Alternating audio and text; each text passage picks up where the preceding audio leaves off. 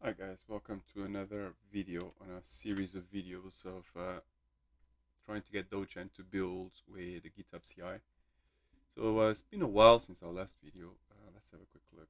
So this was September, already March as you can see there. The main reason why is because the focus at present has been on finishing the thesis. We thought we'd finished it in September, but then there was quite a lot of review comments which required addressing. As I mentioned in the past, it's very hard to write a thesis, so I try to stop myself from doing any development. Otherwise, it's much easier to code than it is to write a thesis. So I know that I would not do any progress in the thesis if I continued doing any coding. So hence the hiatus of quite a few months. But we are very close now to doing the final processes of the thesis, doing the actual viva, as we call it in PhD terms. Which allows me to focus again on the things that I enjoy, which is the coding side of it. So the last video that we had, I had a quick recap now because I couldn't even remember myself. So we wanted to refresh VC package. We wanted to move from Travis to GitHub CI. We wanted to refresh VC package. But once we tried to do that, then we bumped into problems building ODB. Now, the thing to really bear in mind here is that we use ODB purely because we have a module called relational. This is a module of Dogen. And this module, the point of this module is that you can write down all the tracing information into a relational database. And that was thought to be something really useful in the past. The idea being that you could write JSON queries, especially in Postgres with all the syntax that we have in Postgres for JSON support. We could write lots of clever queries, lots of stored procs, and then just figure out what's happening in the model. That never really panned out. We tend to just do greps and JQs over to the data files. So it seems not particularly useful to have this relational support, and it is actually quite expensive because we tend to bump into a lot of problems with ODB. It's not that ODB is a bad package. ODB is actually quite a nice package. The problem is that there is no official Debian support with ODB 2.5, which is the version we use. I mean, if you have a quick look at ODB in code synthesis, if I just write code synthesis ODB, well, let's have a look at their main website. So there's ODB, and as you can see here, ODB 2.5 has been around for a while. The latest stable release was last year, but they've been releasing betas since 2019, so it's been a long time. But Debian packaging never really caught up. We're still stuck on 2.4. This normally would not be a problem. We could just stay with 2.4. Were it not for the fact that you can't actually build C++ 17 with 2.4. And in order to get 2.5, we now enter the world of build 2 and all sorts of other weird and wonderful things. Given that we don't really use ODB that much right now, we shouldn't really get stuck because of ODB, I don't think. We should try to just get rid of it for now. Now, we could, Dogen has already got provisions for, let's make sure we're recording before anything else. Yeah, we are. Dogen has got provisions to build without ODB. We just have a flag there. Relational. Let's have a look. If I look at our build script, so with relational support. So if you switch this off, you get a build without ODB, and that's quite a useful thing to do. Perhaps you don't actually need to remove it altogether. Perhaps you can just leave it as is and switch it off in the GitHub CI with the look to actually removing it altogether later on. That might be the best thing to do for now. So where are we then, really? We were doing some work before we got back into the recording. In fact, we should probably start clocking. So yeah, like I say, I was looking into this story of potentially removing relational support. So we could say something like, since we do not make use of ODB at present, we probably could remove support altogether. Something like this. We have a new microphone, actually, a new setup, even, as you noticed. I hope that the microphone is better than before. If not, we may have to revert to the previous microphone. So we don't really know whether we're going to do this or not, but for now, what we really want is to clock here. As you can see, we haven't actually clocked for a long time. So we have an example here of how to do VC package. It's been quite a while, so let's try to remind ourselves. So it seems like we need to create a .github directly, some workflows there.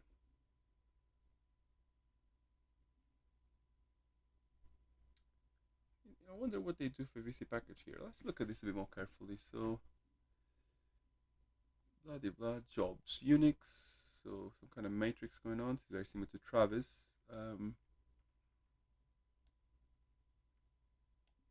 Debug release. But one thing that's not very obvious here is how do we build the VC package dependencies.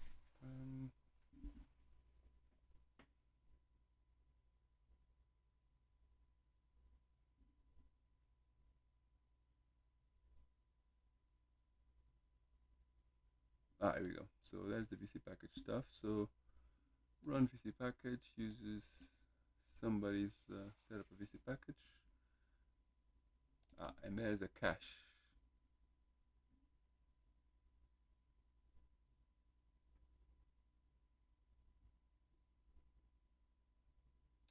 Okay. And then we upload the binary. It's all fairly involved.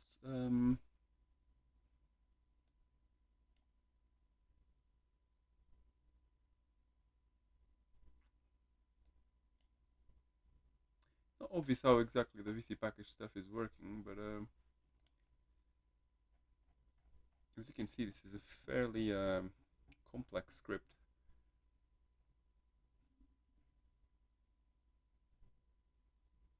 But however, this is really where we need to go.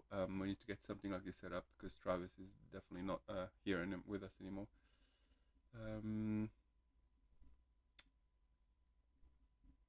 We could copy the entire workflow. I bet you it's not actually that distinct from ours, really. One thing that we didn't really want to do is we don't, like I mentioned before, we do a lot of things specifically for ODB which are very painful. For instance, we have our own fork of VC package, which is not really very nice. And that fork contains the patches for ODB. The only reason why we have that fork is purely because of the patches we have for ODB, I believe. And I think we also have Boost CI, which is again something else that we are doing at the moment. I mean, I quite like the notion of Boost CI. It was nice when we started, but we never got really far with it. And I think we are only using it for a couple of things. Might even just be the application, I think.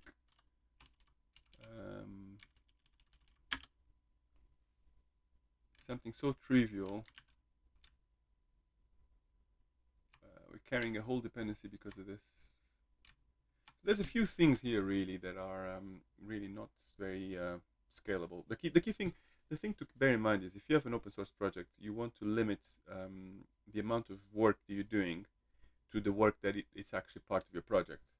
If you start carrying too many patches, and there's too much friction, the thing we learned really over the last 10 years or so maintaining an open source project, if you have too much friction and there's too much stuff that you need to do in order to get on with the things you're interested in, you end up not having enough time to actually do the interesting bits, and which is not very motivating really.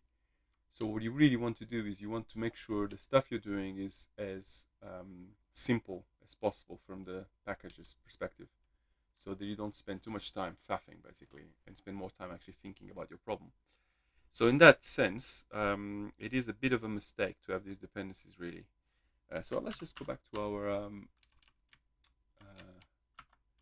maybe we should say is reduce friction in the development process. And here we could say we need to simplify our third-party packages story. And then we could say remove relational support, and then remove, in fact, no, we don't want to boost CI, DI. We only use this in a very limited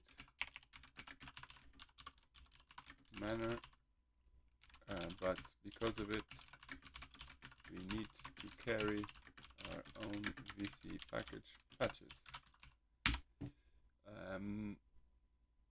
I'm pretty sure Boost CI, let's just double check that Boost CI is not part of VC package. If it is, that doesn't really matter. If it isn't, so ports, I believe, Boost DI. Yeah, as you can see, there is no Boost DI here. And I think we had our own little version of it. So we could say pretty much everything else is on mainline VC package, so we don't have to worry about it. I think even DTL, yeah, even DTL is here. So I think we should try to stick to VC package dependencies.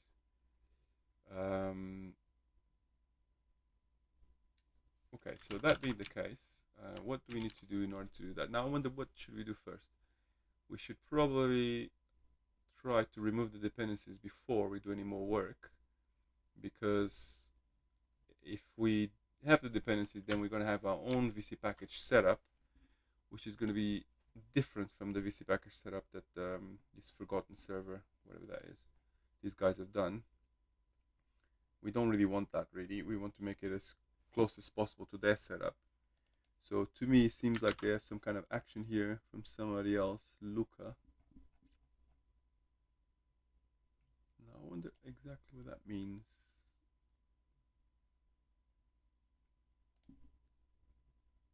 So they created some workflows here.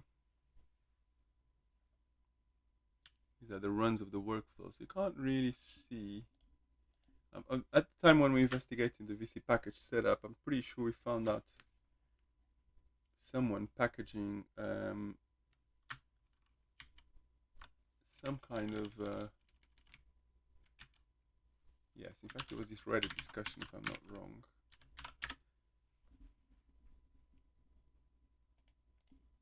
It took us on some kind of journey trying to understand how to set up VC package. Here we are. But this is, interestingly enough, not the Luca one that they reference. It's all very difficult to follow, but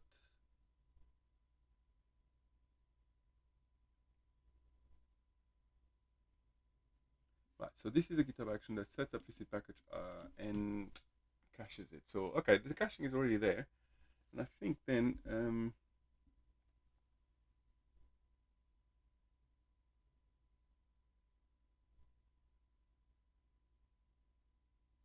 not obvious exactly how these things link up together, but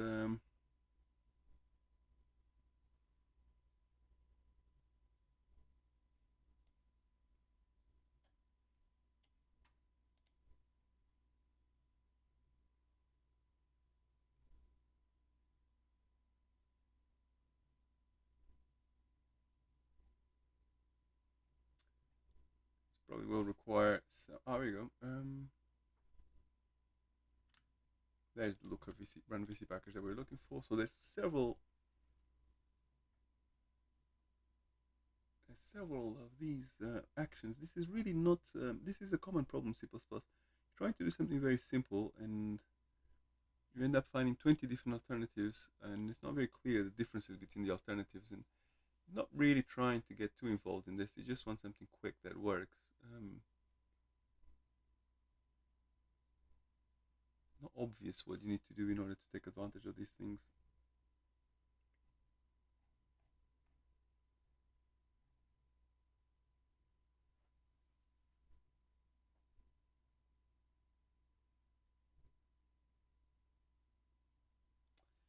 As you can see here, we're now going to have to change the entire approach to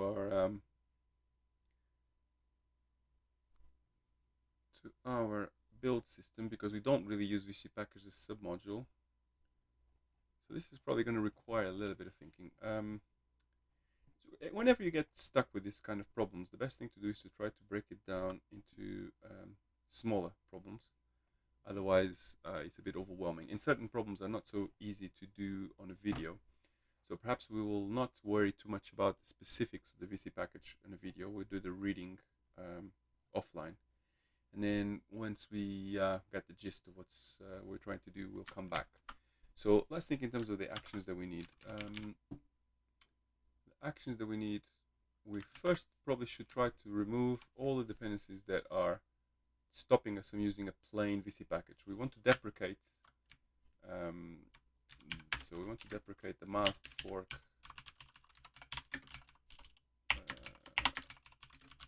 of VC package, so that we don't really have a MASD specific fork, because this is just painful to try to maintain this. We just want something that more or less runs out of the box. We probably should try to move to this submodules approach that they recommend here, because it seems like it's the right way to do things. As the chap mentions here.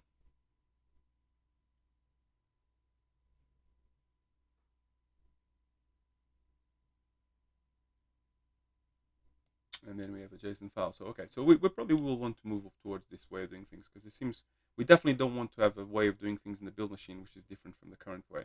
And in the past, our setup was very complicated, because in the past we used to build VC package stuff manually.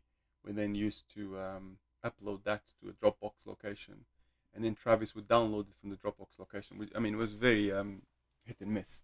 I mean, it worked, but it wasn't really ideal. So we probably want to figure out what it is that the cool kids are doing these days and do it the right way. And I think this seems to be the best way. I mean, I probably need to reread this Reddit discussion to make sure it all makes sense. But before we do that, so the first thing is let's clean up our side of things and make sure that we don't have any strange dependencies. So the very first thing we need to do really is to try to work through these sort of problems we got here. Relational support, as we mentioned, we probably could just have the flag, but at the same time, given that we don't really need it, it's best to actually just remove it. The flag is nice, but I think we should just remove it. It's good not to have features that you're not using, because there's always an overhead of having those features. Seems like we have a new file here, so let me just git ignore that.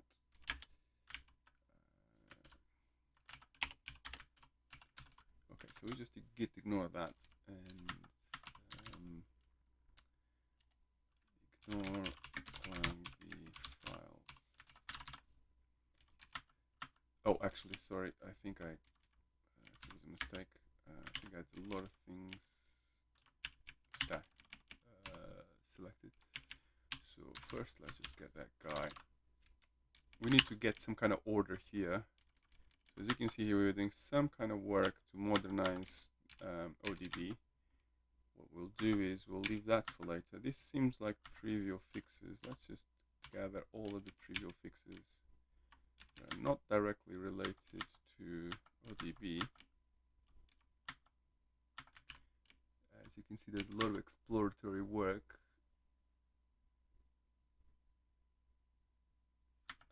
It's a bit confusing, the state at which we left things here. So this seems very simple. We just very trivial cosmetic changes. So I'll just put trivial. What module did we change here? Orchestration.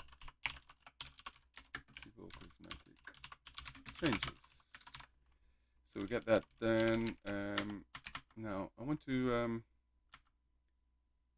I'm going to try to see if I can get all of the changes that are related to ODB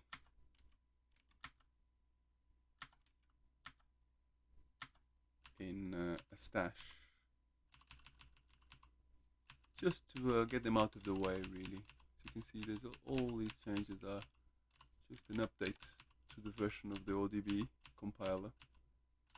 So we can just zz that and call that ODB compiler changes. And hopefully, one thing I always forget is to, annoyingly, is to stash only the index.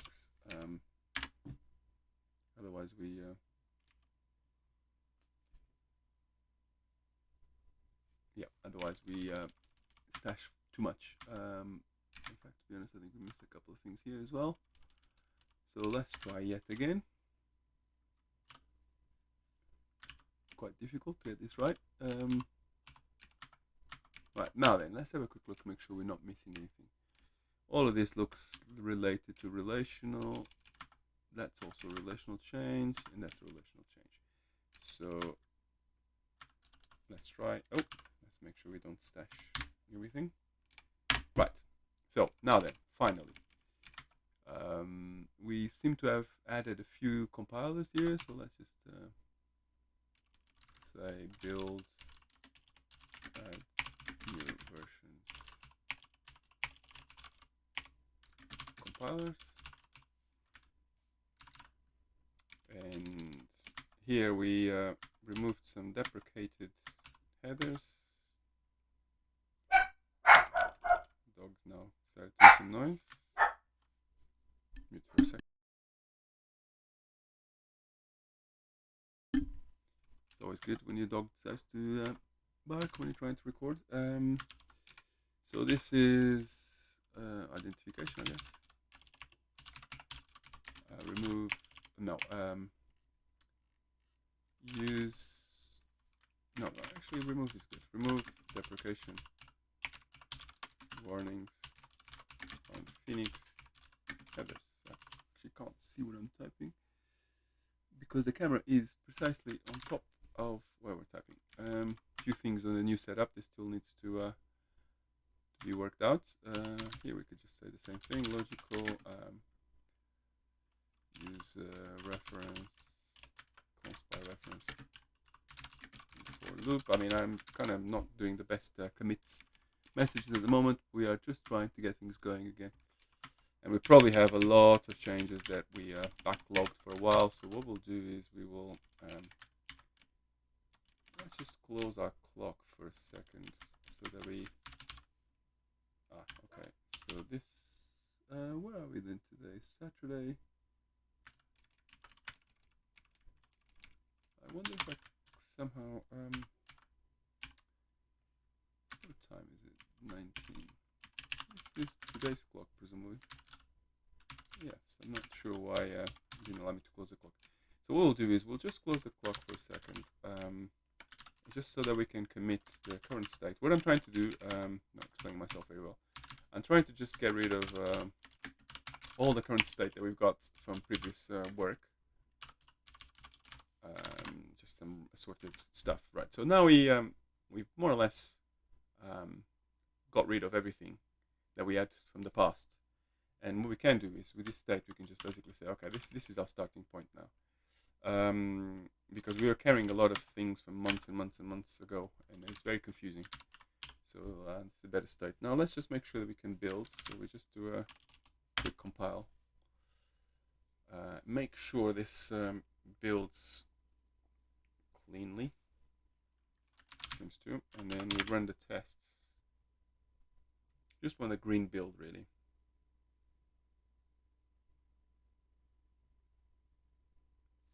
So this is without relational support. It's interesting that we don't seem to build everything on build all. Right, as you can see, we finally got a clean green build here, which is what we were looking for. So now we're in a good state to start doing work. We shouldn't really start doing work until you're nice and clean.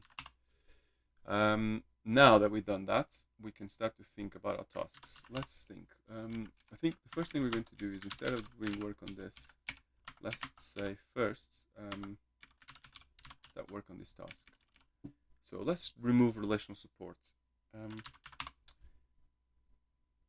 I think the best thing to do is probably to grep maybe for a relational model, because this seems to show us all the if-defs. It's another thing that's also not ideal. I don't really like if-defs. We don't have many if-defs in our code base. Mainly it's to do with relational model. So it's already a smell that we're doing something wrong here, I think. So let's just do a quick grep.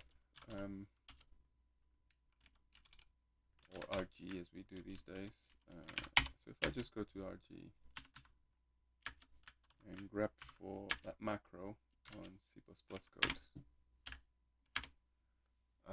you see we don't have a lot of it. We have a little bit, but not too much. And then of course we have the whole of Dogen.relational. So I think, in theory, we could just get away with just removing all of this stuff, removing the macro in the CMake file. In fact, to be honest, that's going to be the objective for this video, because it's also nice and short and compact. So where are we in terms of time? So 26 minutes. Okay, so that's quite doable. So the objective of this video then becomes, let's just remove the relational model, something very self-contained. First thing we'll do, which is probably the easiest, we will just delete this directory, I think. And because the macro is off,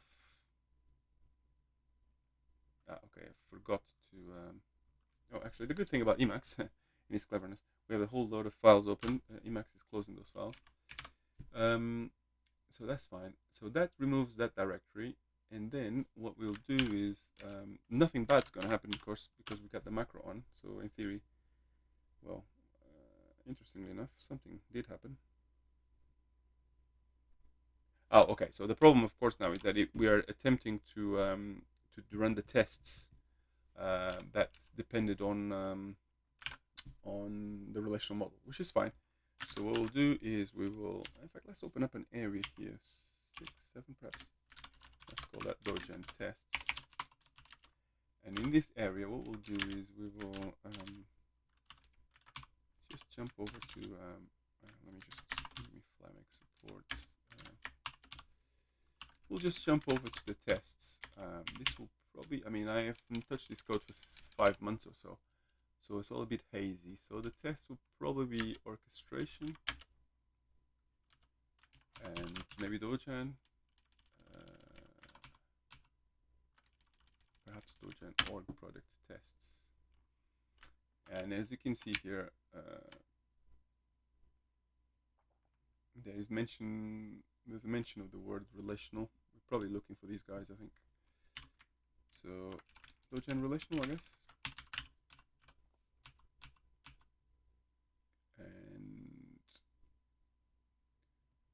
Yeah, a couple of mentions. So what we'll do is we'll just get rid of these guys here.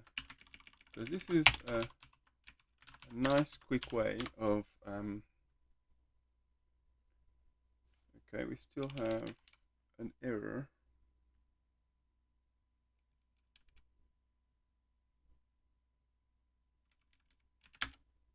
Document factory. Not quite sure I remember what the document factory tests were, but I'm sure we can just remove it. One should not get too attached to code. This is one of the problems. Sometimes you've created some code and perhaps it was a speculative feature. It's something I talk about in my thesis as well, actually.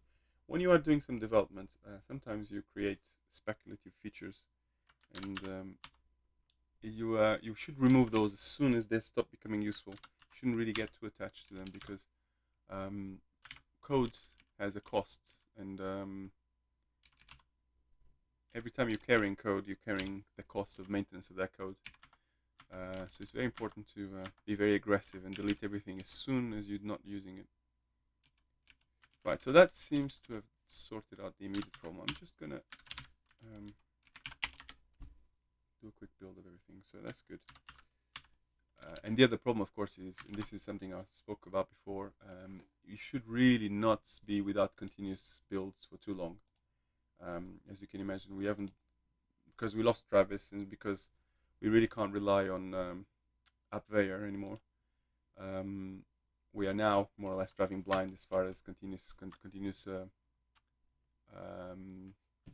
integration goes, which is very, very bad, really. So that's a priority, really. So if we just say remove model, so remove deprecated model perhaps. So that is gone, and now all we need to do is to mop up all the references that we had to that. So first one will be, let's get rid of this ifdef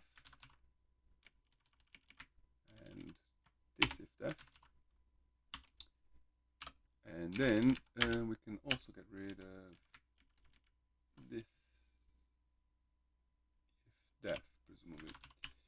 Right, so that removes, we seem to have left something still. Okay. Righty. That removes the coding part of it. In fact, this is also a good point to commit. So, in fact, I probably should have tested that the build still works. And it does. In fact, I should test that the test still passes. This is good practice.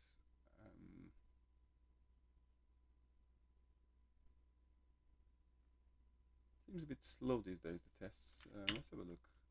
2740. We aim for about 7 seconds for the tests. Seems like we're a lot slower now. What did I say? 2757. Yeah, we are quite slow now. It's 17 seconds now. Also, we lost our compilation elapsed message, which was useful before. Time elapsed. So what did we do here? We removed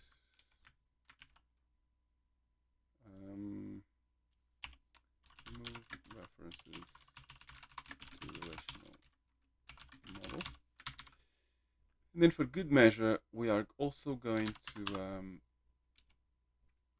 let's have a quick look at CMake.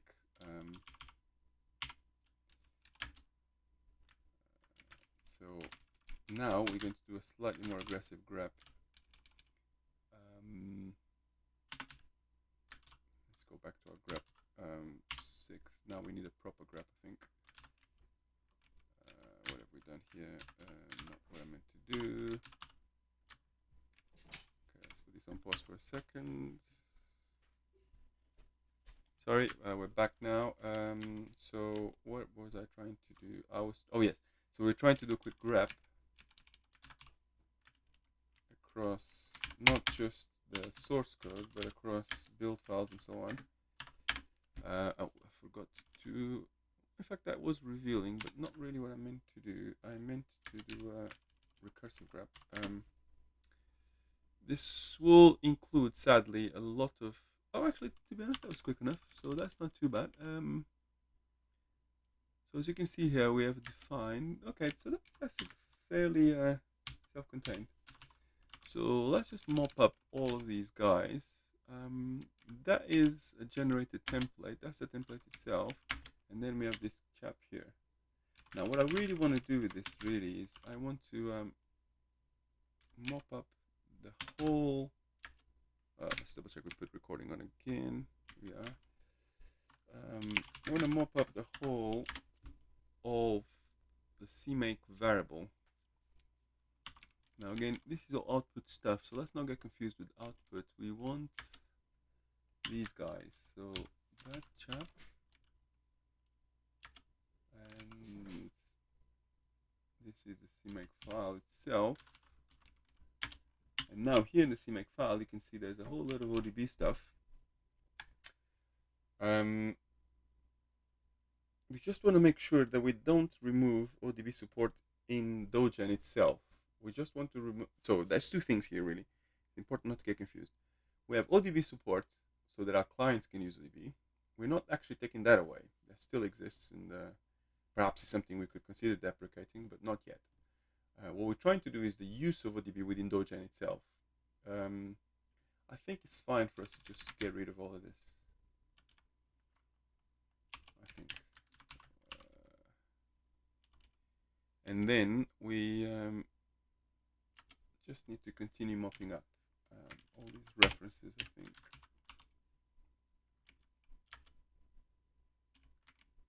Because as you can see, there was very conditional, this version support, very messy. As soon as you start adding code that requires a lot of different handling, you know you're not doing the right thing. Let's try again a complete build. This might be a bit longer because I think, oh, actually it's not too bad. Okay, that's not too bad at all. And then let's see if the tests pass.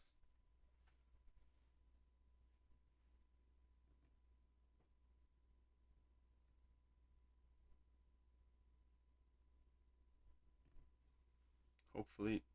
It is annoying to have tests lasting 20 seconds because you have to wait for that, but something else to look for at some point in the future. So now I can just say remove, it's mainly CMake really, so we could just say build CMake, remove remnants of relational model support. And so as you can see here, we just got rid of ODB in the build of the code generator itself, which is good. So that's our first task that we had on our list of tasks to do. Since we are still below an hour in our video, where are we? 40 minutes. Let's have a quick analysis of Boost CI. Perhaps we can do Boost CI as well. It's going to be a bit more involved because this is more of a coding task. So requires a little bit of thinking. I keep calling it Boost CI. What I really mean is Boost DI. So what we'll do is we'll go back to projects. We'll RG here and say Boost DI, perhaps. I'm not quite sure exactly what the name of that is. It might be Boost DI. Yes, there we go. So as you can see, it's very, very limited. We have this notion of an injective factory. It includes Boost DI. And then the injector then binds something to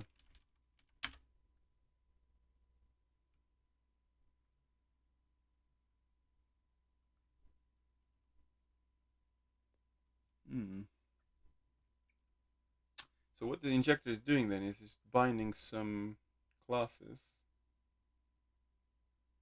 We got some kind of interfaces, I guess. I think we're probably going to separate this into a different video because we need to get ourselves acquainted again with what we're doing here. But the gist of it, I mean, if you're familiar with dependency injection, you know more or less what's going on really. We are probably creating some kind of interface. The interface has got implementations.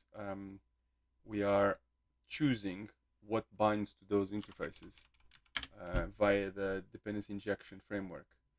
Now, this was something we started playing around with to see how good it was and whether this was the solution to our problems of DI. But we only used it for a couple of cases, as you can see here. And so perhaps what we need to do for now is to return to the handcrafted DI solution that we had, which was very basic. So we got this notion of these injectors, not injectors actually, we call them initializers, I believe.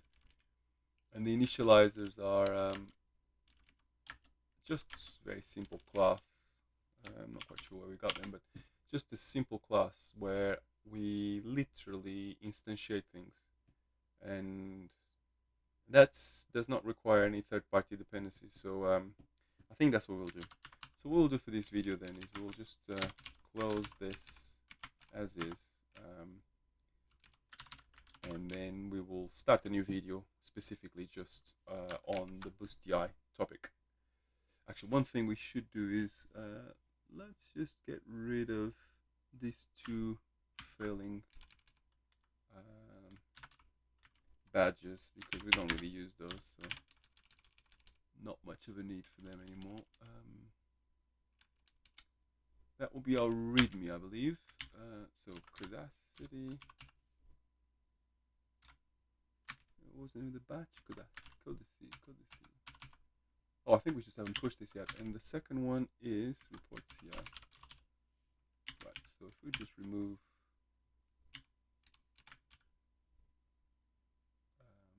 report CI as well, and we can just go back to our readme remove report CI badge. Right, so that should be enough for today's video, I think. Let's just merge our integration branch to master and push everything to all of our mirrors. Okay, and that's all for this video. Thanks very much for watching.